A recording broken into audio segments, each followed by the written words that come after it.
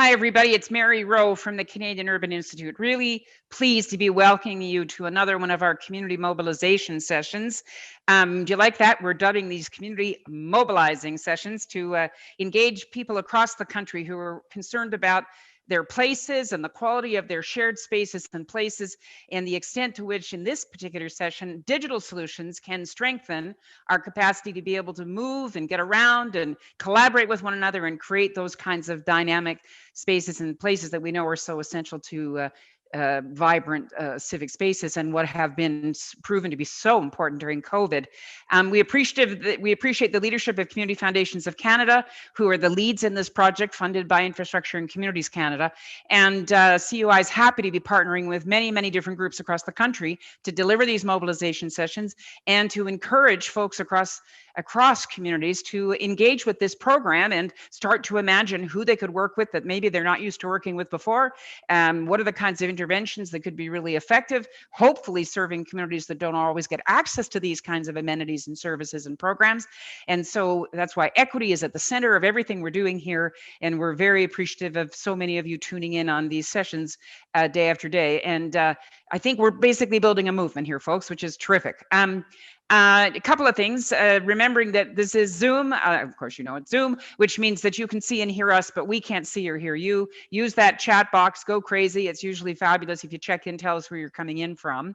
All the questions that you raise on the Zoom will be responded to, either later in the session when questions get posted, or people will respond to you online. So just know that any question you ask, we are going to do our very best to respond, and they really continue to inform the evolution of the project as it continues to roll out through this first cohort. This series is available, the session's available in French and English.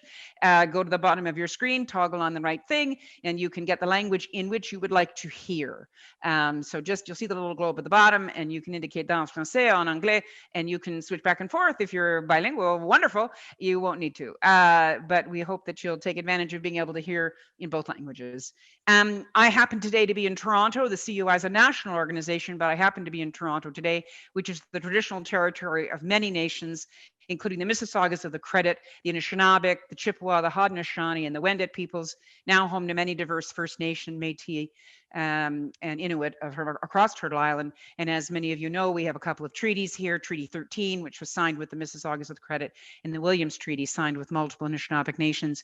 We continue as city builders to try to come to terms with the legacies of exclusion and the ways in which city building has historically not built equity, but in fact has created barriers. And so we hope that these kinds of initiatives that you're coming up with through this program are going to help us reconnect us with the land, with our ancestral traditions, with people that have not been able to get access to the kinds of resources and places that we all share in the stewardship of. So we're very mindful of this. It's an ongoing conversation and something that we have put at the center of this initiative.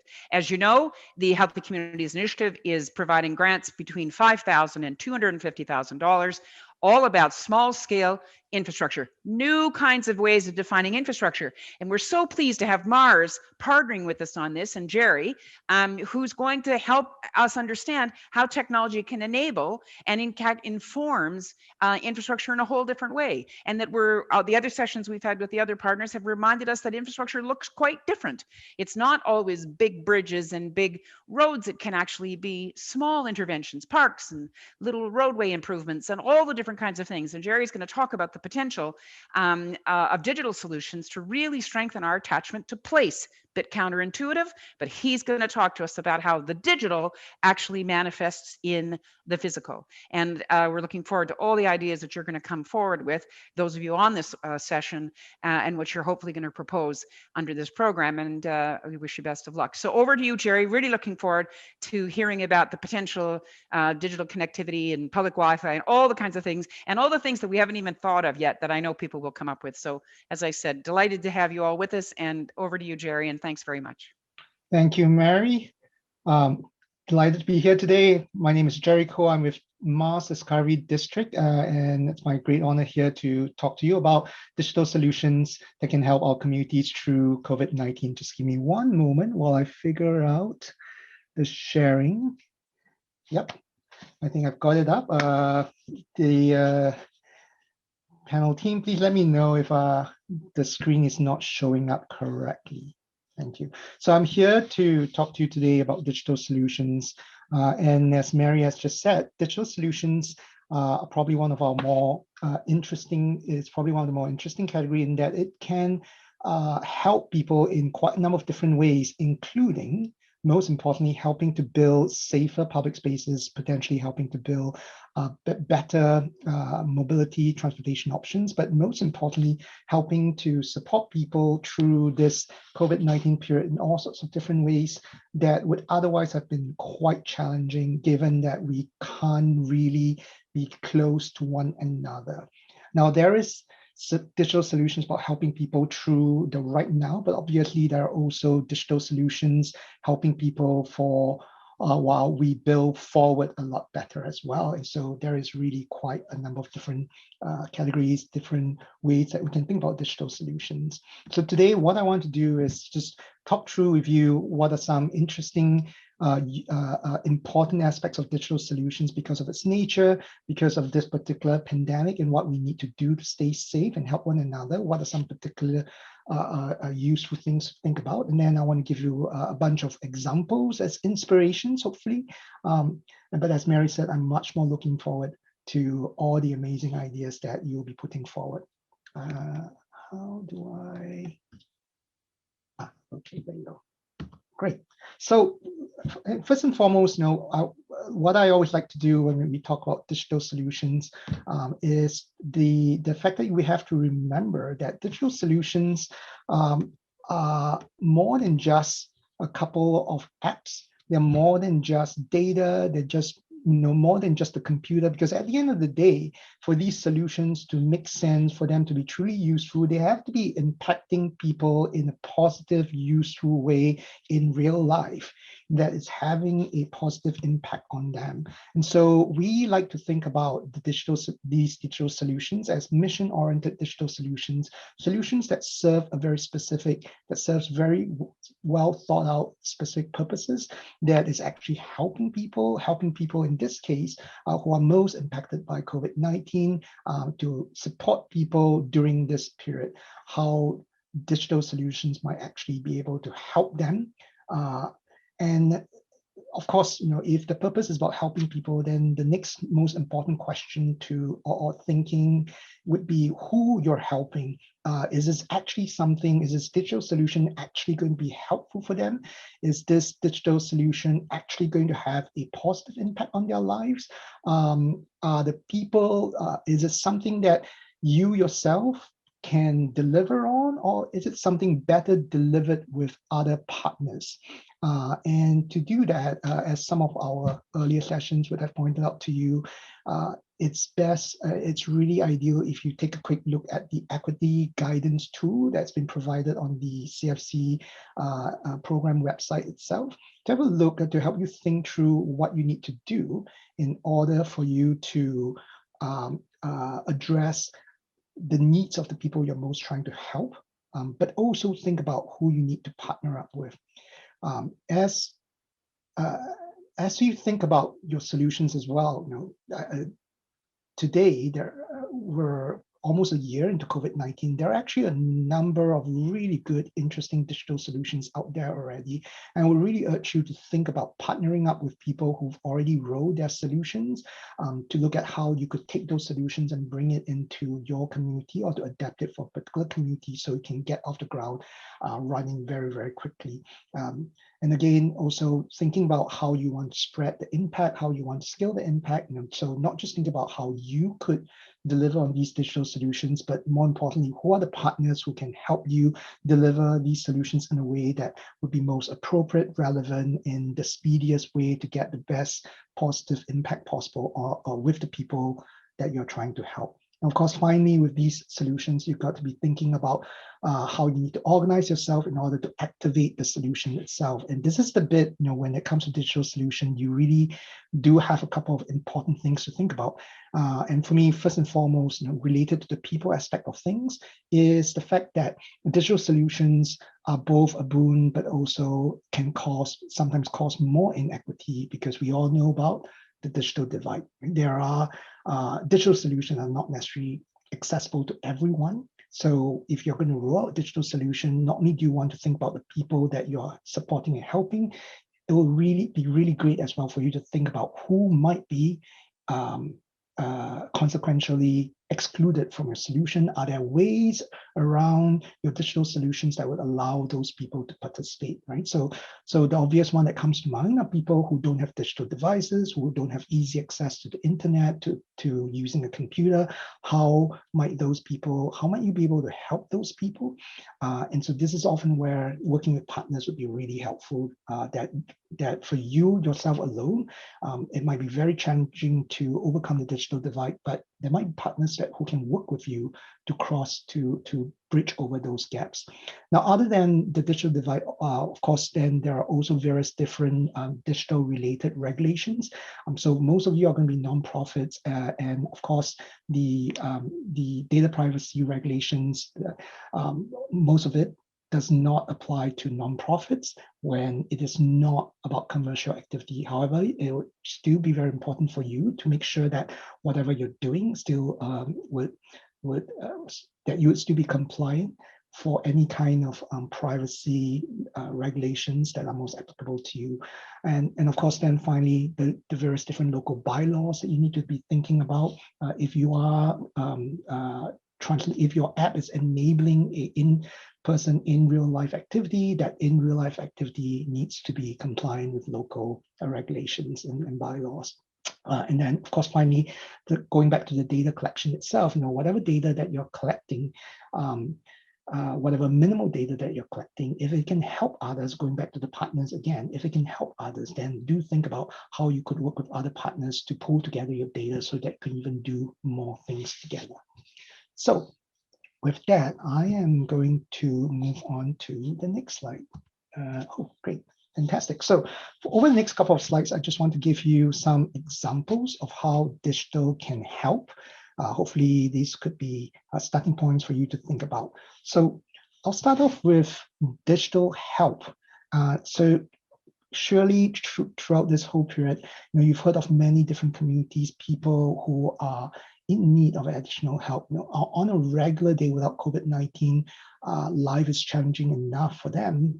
But with COVID-19 not being able to go out, not having to restrict your human contact can be very, very challenging for many of our neighbors, many of our friends, many of our family, people who are in our neighborhood. So a big category that has come up, of course, is around how we could use digital platforms to enable help to happen. So here are a couple of examples that we've seen that sounds really interesting. So the Open Lab in Toronto put together this friendly neighbor hotline, which was actually a digital and analog platform, a combination of two, that would enable people, senior citizens who aren't able to go out and pick up their groceries and medication, etc. They can call this hotline, or they can get onto a webpage platform to indicate that they need help, and they will be matched with a volunteer, a local volunteer, who would then work with them to pick up what they need. These local volunteers are all vetted, are all trained, are all given good instructions on how to work with various different senior citizens as well as other fragile population groups. So you see that same theme in serving seniors as well. That's out in BC, around using a simple digital platform webpage to help match seniors to volunteers. Now, neighboring is another concept, broadening the idea of help to just your friendly neighbor, because sometimes what it really takes is just someone picking up the phone, giving you a call to say, hey, how's it going? Is everything okay? Do you need help with anything? And neighboring is a platform that helps create that kind of community, allows you to volunteers to sign up, allows you to pull together, to drive, to mobilize volunteers to make sure that everyone in a neighborhood is feeling supported, that they're getting the check-in calls that they need, that they're getting the help that they need, or at least help to navigate what sort of additional help is out there. And then finally, Manitoba has this great app along the same line of neighboring, to where you can volunteer to help another neighbor right in your own backyard, and well, in the very, very broad, big backyard of Manitoba, but also an ability, an app for you to indicate that you do need help, for you to ask for volunteers to be matched to you. Great. Now, once help is great, but let's talk about some really, really basic needs as well. So there are also a number of apps that have sprung up to help improve food security through digital platform. Some of you may have heard about Food Mesh. It's a platform out in the BC.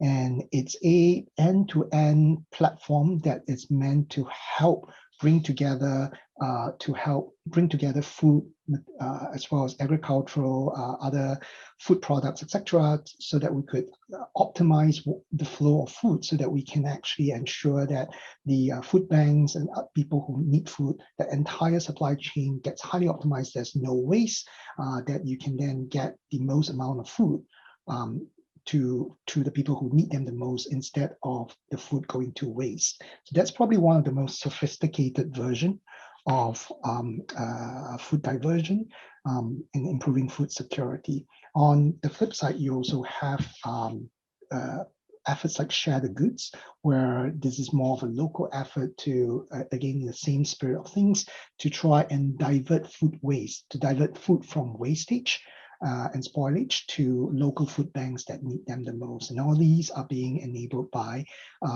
these digital platforms. Share the Goods being a simpler version of this, Food Mesh being a much more complex end-to-end supply chain platform. So variety of different ways that you could help. You don't always have to do the big solutions. And of course, then we have everyone's favorite topic, how to stay safe in the community, how do we ensure safety. There are, of course, no end to various different types of apps, but as always, it's much more important for you to focus on the purpose, that you're actually thinking about using the right application to enable in real life safety. And so these apps on their own are a little bit less useful. You really do want to think about these technological solutions that can actually help you create a safer space, be it a public workspace, be it a space where you're engaging people who need help the most. So some of these examples here, we've got solutions by Lane, which is a venture startup that creates this suite of building management software that would allow you to engage your entire building community, to keep them safe, to help them stay safe, to help them manage traffic flow throughout the building, etc. And then you've got other solutions such as Eagle, which is on the lower right-hand side. You see this picture of these thermal scan temperature. So you've got technology already available that can help you easily look at, scan people for telltale signs of ill health, to isolate them beforehand. Of course, you've got various other technology as well to help you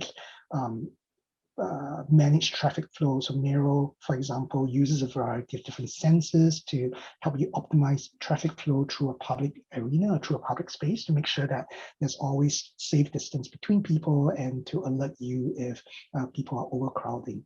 And then, of course, everyone's favorite things, the COVID apps. So the COVID-19 Indigenous app is actually one of those really interesting examples that targets a specific group of people. It's really thinks about the environment of our Indigenous brothers and sisters, the more rural setup. How can you have a useful tool to help monitor personal health and community health? And then CanaTrace is another example of COVID-19 app as well. This one, is meant to complement the COVID-19 alert app. And this is meant to be used by restaurants and small businesses, anyone who's got walk-in customer. It creates these QR codes that you can then scan, so you can check in to the restaurant, so that if later on, if anyone who was sick with COVID happened to be in the restaurant at the same time as you were, you can be alerted, and they can do it in a way that's much more effective.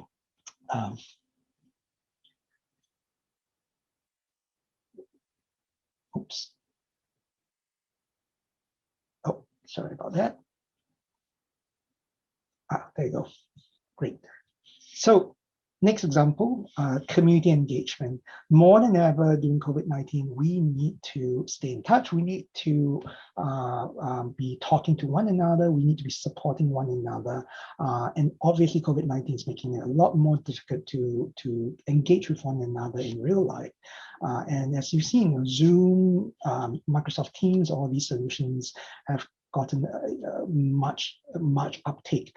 But in order for the community to stay connected, for communities to stay engaged, you need to take it a lot more steps further. You need to program it, you need to animate it, you need to give people reason to want to stay engaged to one another. You need to give people purpose to do that. And so the two examples on the left there are both examples of how our Indigenous brothers and sisters have gotten together to use virtual platforms to make sure that the events, the celebrations, the music, and the cultural connections that they have are kept alive during these times, that they have created these very easy to use platforms so that the communities can stay engaged, can stay inspired, can stay focused on getting through COVID-19 to get on the other side as an even tighter knitted community.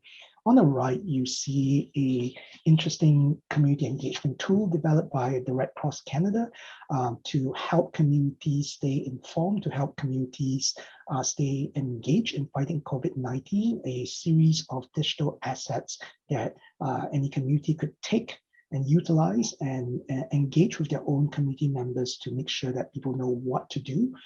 They've taken the time to design all these digital assets that are meant to help convey how to stay safe, what you need to do, and as with all the changing notifications of whether you're supposed to stay in, stay out, etc., they provide all these digital tools that's meant to help you communicate those messages clearly. And now, as we all know, the job market situation has been a bit complicated, right? Certain sectors, certain types of jobs have actually seen a huge growth in demand, but certain groups of people, certain cohorts of people have actually found it significantly harder to find employment. And you are one of those groups that have been most impacted by COVID-19. If it was hard before for young people to find jobs, it's even harder for young people to find jobs today during COVID-19. And so what we have here is a variety of different solutions that different groups have come up with. Interview Me is actually a solution by Mars, our program called Opportunity for All Youth. It's a mobile, it's a digital platform that's meant to help employers as well as a community support organizations work with young people to support them in getting prepared for interviews, and then using the same platform to make it very easy for potential employers to interview young people to make sure that they get the best chance at success possible. Generation is actually a US-based program that focuses on essential skills, developing essential skills for young people as part of job skills training. And so during COVID, they've actually did a rapid conversion from their in-person lessons into digital lessons, into digital online sessions to continue to help young people build the essential skills that they need. So for things like leadership skills, the ability to work as teams in the context of specific job sector skills so that they have the best chance at success. Future Pathway is actually a northern initiative. It's a digital platform to help connect Indigenous young people to role models, to coaches, to mentors, in the same vein, to give them the best chance of success, to find jobs, to find a job site that is best fitted to them, but also to help them prepare for the interviews as well as the employment itself.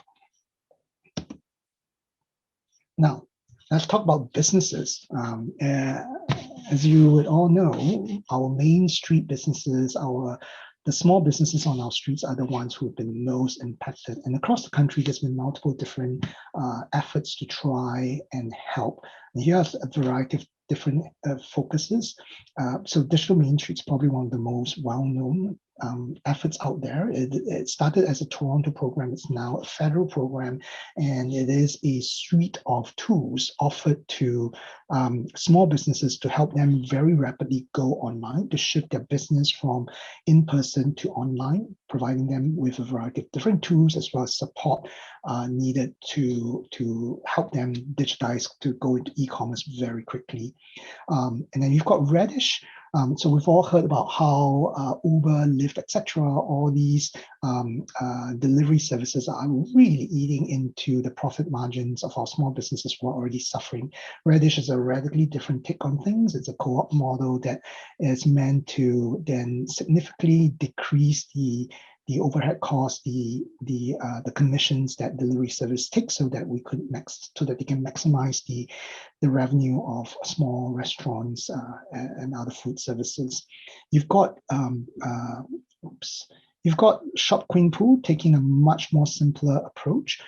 So in this particular case, where we are instead talking about simply an online directory that's meant to help a group of businesses, in this case, Queen Poo, help people know which businesses have now gone online, that you can go online to buy from them, that you can get delivery services, small little thing, but really essential, right? Because it can be very challenging to find out which of your favorite businesses are now operating online. It's no longer a business that you have to call or go in person to buy. And then finally, we've got Direct Food. This is a digital business. There's a digital platform that's connecting farmers literally to your table. So they are helping to optimize the logistic flow so that farmers who's got produce that you like are able to deliver those produce straight to your doorstep in a optimized manner. So it costs a cap low, so that farmers, in the absence of things like farmers markets and other channels, are able to continue to operate and continue to thrive while you get your fresh food right at your doorstep. Now, this is something that is sort of a popular topic across the country now. Of course, more than anything else, the digital divide has been such a big deal for many, many communities. It makes such a huge difference whether you've got good bandwidth or not. So there's been multiple efforts across the country to either put in new public Wi-Fi or to expand their public Wi-Fi. So Toronto's free Wi-Fi has been around for a while, and they've actually gone ahead to expand that. Of course, those of you who are familiar with Fredericton's free public Wi-Fi, that's been given a bit of a boost as well, Mississauga's Wi-Fi as well. But what I want to point you to is Toronto Public Library's Wi-Fi Hotspot Lending, and that is one of those efforts out there that's trying to provide bandwidth, good broadband bandwidth to people who do not have access to the internet. So this is a service where you can rent at a stretch for 6 months a Wi-Fi hotspot that would then provide you with the internet through cellular connection. And that would then allow you to connect to all the various different digital programs or platforms that you need to. So this is probably one of those programs that, again, great for bridging the digital divide. The cost of doing something like that will vary quickly. It's one of those things that you most definitely want to think about doing together with partners to maximize what you're able to do. Oops, sorry. And so the final one that I want to point to, the program will also help fund digital data sets that's going to help support people through COVID-19, to help the organizations better help people who need support through COVID-19. And here's a variety of different digital data sets, visualization dashboards, etc., that are already out there. So the Flatten series, Flatten Canada, How's My Flattening? These are all fantastic implementation, grassroots efforts, or university-based efforts looking at bring together multiple different sources of data, making it very easy for people to understand how's their own community doing in a very independent, objective way, and to give them information about what they need to do to stay safe. We've got efforts like Outbreaks Near Me, so you get a really strong sense of what's going on in your neighborhood. Likewise, you've got things like the Unhabitat City IQ's COVID-19 dashboard that will show you across the world what are all the different countries doing in terms of their responses to COVID-19, how they're doing it. You've got Ratio City, which is a Toronto-based effort now scaling across Canada as well, with a very simple goal to help you understand where are the sidewalks where you can navigate safely because of the breadth as well as the crowdedness of those sidewalks. Where are those safer sidewalks? And if those are not safe, where might you go? I want to point to one database as well. COVIDx is a US-based database that's collecting interesting ideas, efforts being made across largely US, but also other parts of the world as well. What are some efforts that different groups, organizations, governments are undertaking right now to try to address the challenges of COVID-19? And with that, I do want to point you to CUI's own platform as well. CityShare Canada is a real-time crowdsourced platform that's been collecting stories as well as resources, tools from all across Canada on ideas that people are putting into action to help people navigate through, to support people through COVID-19. And if you're trying to think about what you could do in terms of a digital solution, I would highly encourage you to take a look at a well-designed website with a filtering tool that will allow you to look up very quickly what are some interesting digital solutions that people are working on, but also what are some other in real life solutions that you might want to think about digitizing so that it could be done in a much more effective or larger scale way. All right, and with that, I want to go into talking about equity. As I mentioned a little bit earlier, digital solutions are one of those things that are really a bit of a double-edged sword. If you're not careful, you could be implementing a solution that would actually increase the divide and increase the inequity between the haves and the have-not.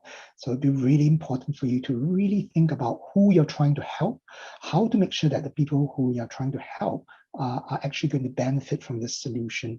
And to help you do that, the HCI website has a equity guidance checklist. I would highly encourage you to pull that down, take a quick look at it. It'll give you some very useful prompts for you to think about how to make sure that the solution you're developing is actually helpful for the people you're trying to help.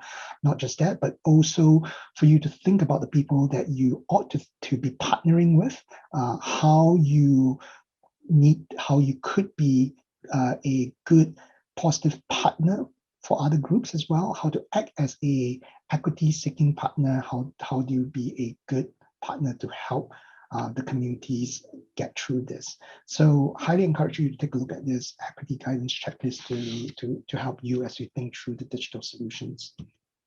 And finally, it'll be a bit of a remiss for me if I don't point to the Mars resources. So we have a variety of different startup toolkit type of resources to help you think about the solution you're trying to create. How do you craft, how do you take a solution and make sure that you scope it, you shape it so that it would be at its most impactful for the people that you're trying to help as well. Everything from business models to developing value proposition, how to do customer or user validation. So these are all tools that could be very, very useful to you. And I would encourage you to take a quick look.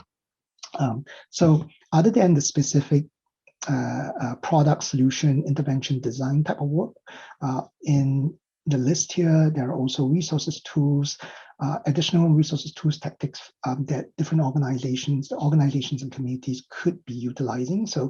So everything from how to keep your business operations going to keeping your employees or your part or the people that you're working with safe. How do you continue to do community outreach in a way that is safe and effective? So the various different additional resources in there that could be very helpful as well. So do take a look.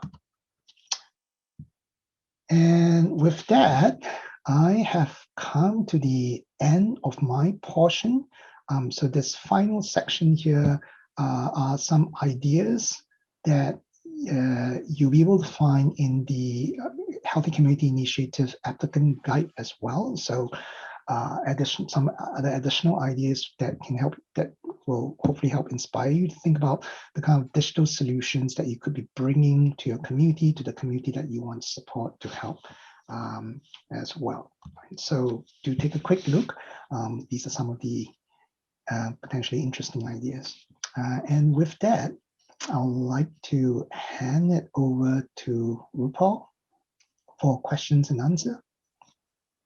Hello, everyone. I also want to take this moment to thank Jerry. That was such an amazing presentation, especially for someone like me who isn't quite as digitally minded as you are. So really great way for us to use our imaginations around this program. Thank you so much. I also want to introduce Michelle from Community Foundations of Canada, who's going to join us to answer a few questions. We're going to get into some nitty gritty. So Jerry got your imaginations moving, and we are going to we're going to go in the complete opposite direction and answer some very detailed, specific questions about this program. So thank you, Michelle. Before we get started on some of the questions coming through the chat, I know that these questions come up again and again, so I thought I'd just get them out of the way first. So number one, can my organization submit more than one application to this program? Thanks, RuPaul. Hi, everyone. You can only submit one application per round. Organizations that have applied in round one and are not successful are welcome to apply again. Perfect, thank you. And I'm sure there are a number of people on this call who are maybe business owners or just really super engaged individual community members. Can they apply to this program as individuals or business owners? So individuals and businesses or for-profit companies are not eligible to apply for the Healthy Communities Initiative. For a full list of eligible organizations, you can check out the applicant guide. Feel free to contact local community organizations or local business improvement associations to see if there's any way you could collaborate on an application. And if I am an eligible organization coming with an eligible project, do I need to bring matching funds, or can I apply to this program for 100% of my project costs? Good question. So eligible organizations can apply for 100% of project costs without any matching funding. If you do have matching funding, of course, that's a wonderful thing. And we have a detailed budget that you can inscribe all of those different contributions and where they come from and what they're for.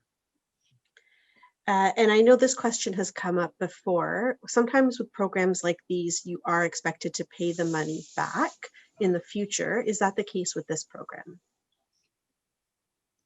No, so this funding, it does not need to be paid back. Again, for any kind of detailed questions about that, the applicant guide is the best resource, and I'm sure our team will be able to link that in the chat. And what if I've designed a project that doesn't take place on public land? Am I able to apply for this? Unfortunately not. So this is just public spaces and public land. We have a tremendous amount of different examples of what is eligible in kind of the different situations. But again, it is public space, public land. So Michelle, can I do a quick clarification? So that is, if I'm not wrong, that is with regards to if your digital solution is meant to enable a safe space, that needs to be a public space. But if the digital solution, for example, is meant to support a particular group, for example, the Wi-Fi hotspot lending. So as long as you're not just giving away those Wi-Fi hotspot devices, but you're enabling a cross-section of your community members to gain access to Wi-Fi, that actually, you know, I'm going to turn that around and say, would that be eligible?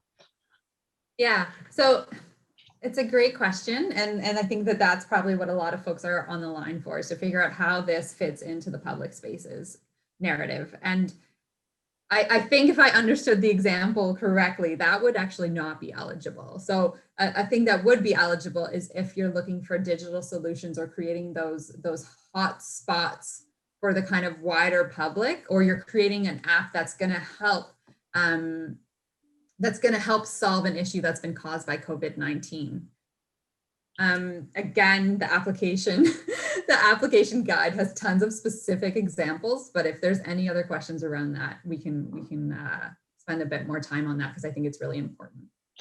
Yeah, I think what I'll say as well, if you've got a great idea, the best thing to do is send a quick email in, and if it's not clear whether from the applicant guide whether it's eligible or not, if you send a quick email in, can try to address that. Yeah. So I've actually got a good question here for Jerry that isn't about the program, but rather seems like a little bit of consulting work for you today. So someone's asking if their organization or company has invested a lot of resources over the past year in human, financial, and technical digitalization resources. Mm-hmm. What would be your advice on how to move forward? How should they prepare for the future? Oh. I know, I'm asking you to predict the future. Well, so I think so that is a pretty big question. I'll give you a very short starting answer.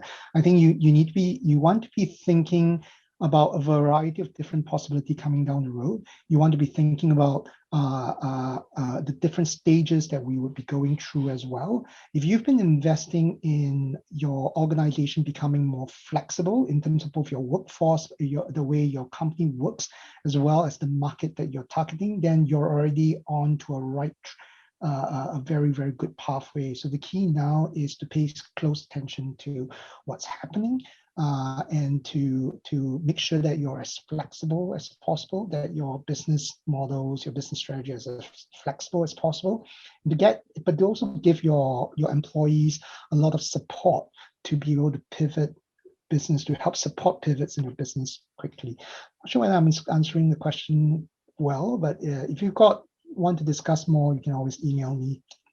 That's in the slide, my email address. Thank you. So those were some really amazing examples in the presentation you gave, Jerry, but someone is asking whether you might, just off the top of your head, have some examples of maybe much smaller scale digital projects that could be eligible, that are still kind of digital infrastructure based, but maybe aren't quite as complex as some of the examples you gave. Yeah, so what I'll say first is, complexity is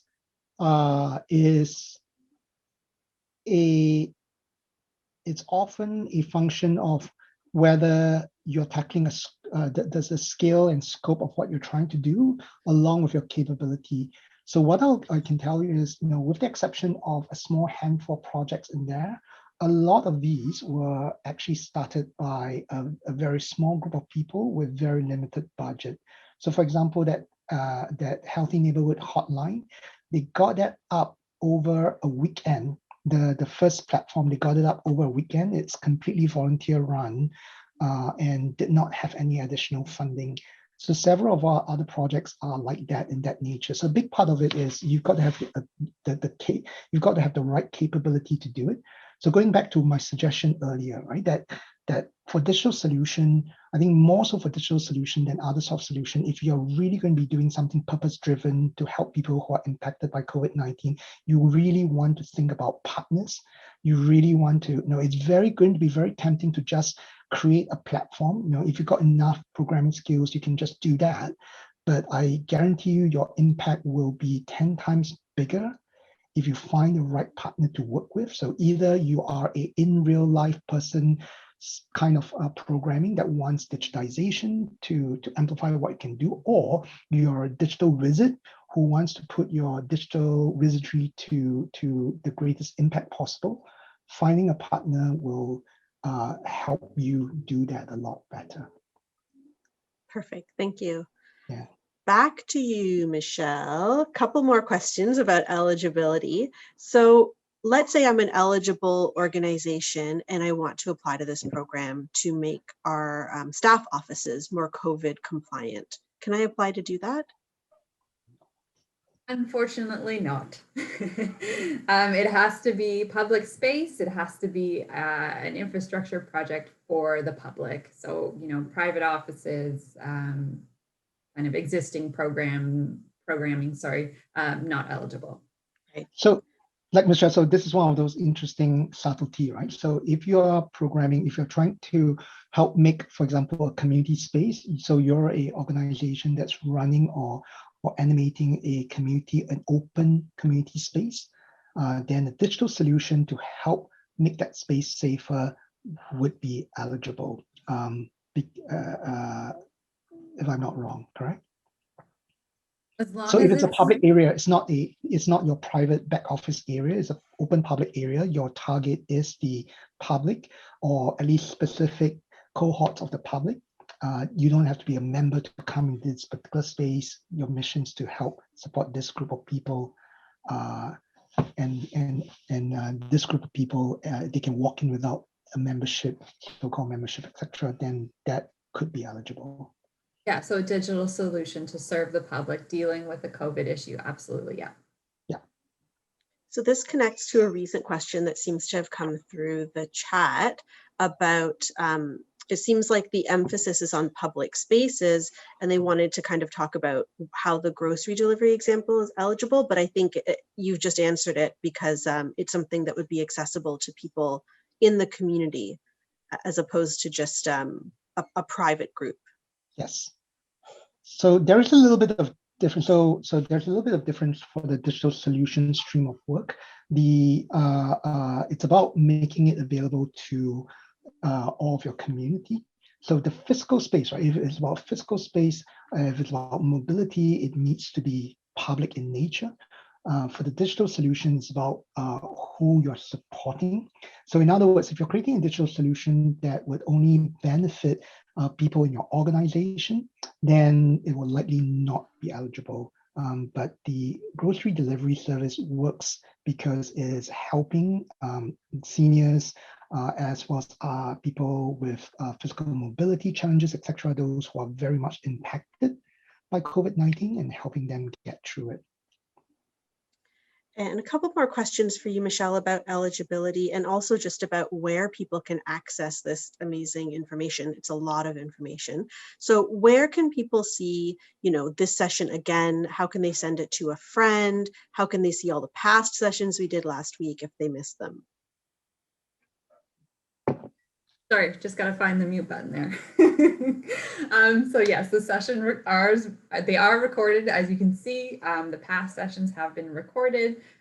All of our resources, including these community mobilization sessions, are available at the Community Foundation's website. So I'm going to ask one of my colleagues to just put that into the chat, the link, and you can share it as widely as you would like and watch them again and again. And a point of clarification that has come up in the chat, because the program is limited to one application per organization, it means that your application can only lead and be the lead applicant on one application, but you might be an additional partner on a couple of other applications, and that's eligible. Is that correct? Cool. Thank you. Let's take a look and see what else has come in for you both. And if nothing else has come in, we might be wrapping up in the next few minutes. Okay. I don't see much else coming in. It feels like people might have questions that are very specific to their idea or to their project, so they're not necessarily throwing it in the chat. Can you just explain briefly, Michelle, what folks can do just to ensure that they're on the right track and that their idea is eligible? Absolutely. So we have dedicated staff here at Community Foundations of Canada that are answering emails all of the time. And if they don't know the answer, they will get the answer for you and will respond as soon as they possibly can. Again, we're a small team, but we are here, we're answering questions and we can help you. And again, if you have kind of questions around more the topics that Jerry's been talking about, you can reach out to him. And we're all here to help, and definitely for those very detailed questions around, is this eligible in this specific situation, please just reach out to us, because it's not a one size fits all, and we're happy to help. So the email address is chci@communityfoundations.ca. And I've got one last question, actually. I thought we were done, but we are not. Does an organization need letters of support from their partners or community members to apply to this program? Right, so it's a good question, and I think it's not required, first off, but it is strongly recommended. Whoever you're working with, whoever you're trying to engage with in terms of community, in terms of partners, it's always stronger to have support from the community and to be able to kind of prove that in your application. The more research you have done into the project beforehand, and the more you can really demonstrate that in the application, obviously it just speaks to kind of the viability and the strength of your application. So it's a recommendation, but it's not mandatory. Great, thank you. Thank you so much for answering all of those rapid fire questions for me. I will leave it to Michelle to conclude us. Thank you. RuPaul. So I would just wanted to thank everybody today for joining us. Thank you again, Jerry at Mars, for taking time to speak with everyone today. It's been great information. And again, if you have any other questions about the Healthy Communities Initiative, please feel free to reach out to our support team. Again, it's chci@communityfoundations.ca. So we now have a really quick feedback poll. It should appear on your screens momentarily, just to let us know your input and feedback on how we did today and how we can improve. And then we have one more community mobilization session coming up, and that's this Wednesday, the 24th, with Viva Ma Ville, on how to create safe and lively public spaces and improve mobility options. So thank you, everyone. Thank you, Jerry, and have a great rest of your day.